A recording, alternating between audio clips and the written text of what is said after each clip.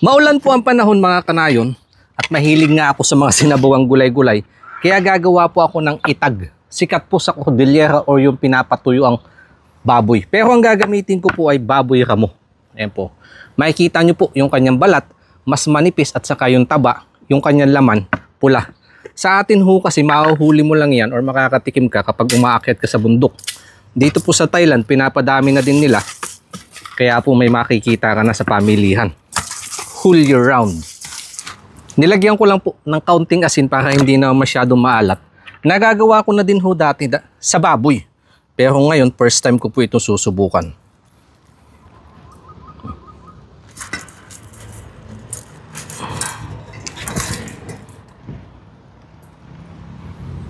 Kapag mataas po ang araw, mga 5 to 6 days, pwede na to.